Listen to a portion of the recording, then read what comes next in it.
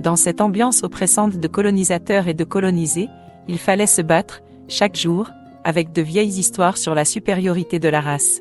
Comme si l'homme était fabriqué en série et sur commande pour savoir qui, des noirs ou des blancs, était coupable de l'existence des métis. À vrai dire, le racisme me donne la rage. À l'église et au catéchisme, que nous apprend-on? Aimez-vous les uns les autres, comme vous-même, et comme je vous aime.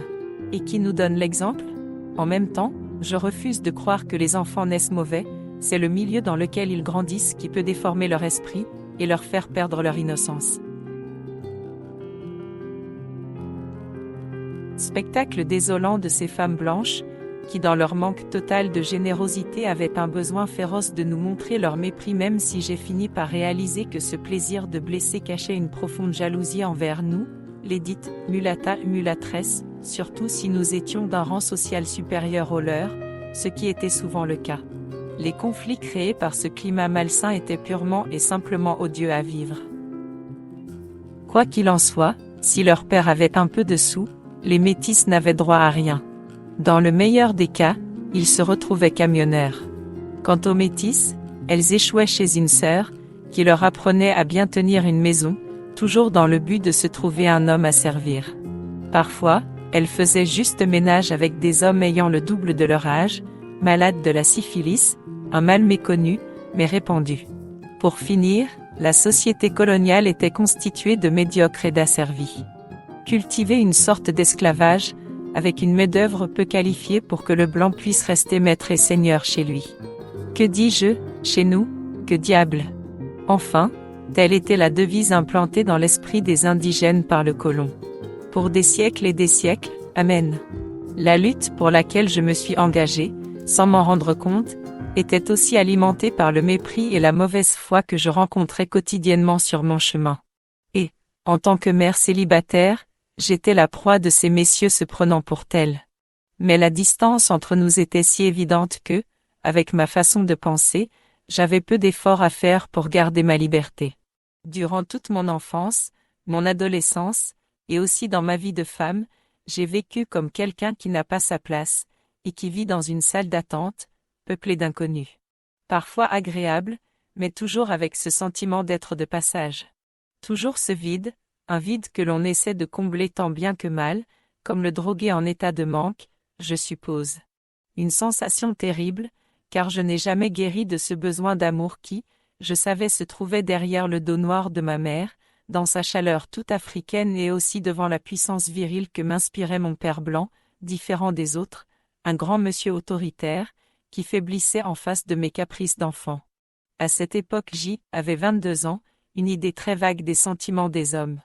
Le racisme emprisonnait l'esprit des blancs comme des noirs. Quant au mariage mixte, plutôt rare, il se faisait presque toujours pour satisfaire les ambitions territoriales de ces messieurs, les colons. Le blanc avait honte de s'afficher avec une métisse, même si elle était une reine de beauté. La couleur de peau dominait tout.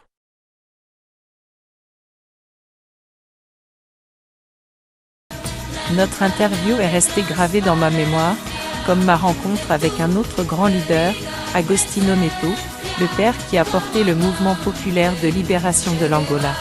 Dès que j'ai commencé à parler de lui, mon admiration m'a élevé au point de parvenir à maîtriser mon trac devant le Tché, que j'ai visiblement réussi à convaincre de mon authenticité, après mon examen de passage avec lui.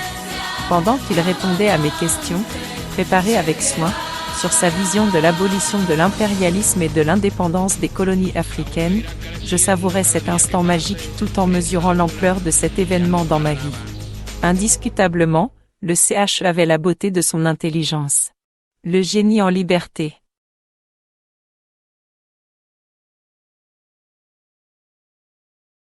Hora viva. Heure de gloire. Le 11 novembre 1975, jour de l'indépendance de l'Angola que j'ai proclamé dans l'euphorie à Stockholm. Et, devant un public enthousiaste, je fis un discours vibrant d'émotion, qui finit ainsi au cœur, dans mes moments de découragement où j'étais prête à tout abandonner. Ce sont les lettres de ma fille Colinette, ici présente, qui m'ont maintenue debout. Bref halte. Restait le plus important, faire reconnaître l'Angola à travers le monde, ce que je fis toute l'année 1976.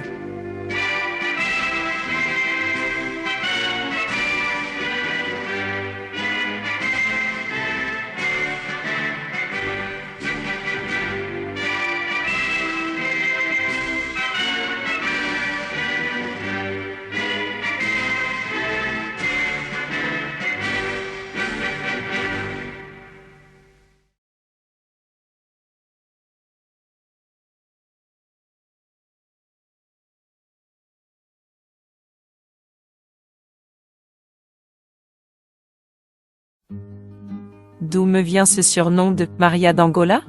1974 Année internationale de la femme, conférence de l'ONU à Budapest, en Hongrie. À cette époque, j'étais la bouillonnante représentante du MPLA au Caire. Quand un communiqué nous a averti que, attention, tous les mouvements de libération n'ont pas droit à la parole, j'ai vu rouge. Alors pourquoi étions-nous là, avec mes camarades de lutte? Par je ne sais quelle force des éléments, qui se déchaînèrent en moi, je me suis imposée pour prendre la parole, elle me fut accordée à l'usure de ma main, qui restait en l'air. Et, d'un ton clairement déterminé, j'ai prise paraît-il avec brio. Si bien que, après mon intervention, la conférence fut arrêtée. À sa reprise, cette consigne fut levée. Quelle victoire fantastique! Toute la presse mondiale me tomba dessus. L'Angola sortit de son anonymat, et fut au centre des questions. Dans la situation d'ébullition que j'avais créée, poussée par curiosité justifiée, des femmes vinrent me demander mon nom, et d'où je venais. Je leur répondis, tout en me laissant emporter par ma danse endiablée sur la musique de Zorba. Et ce sont elles, mes camarades des luttes, du monde entier me baptisèrent ainsi, un nom que j'ai gardé, comme un bel hommage de leur part, de ce moment de gloire pour l'Angola.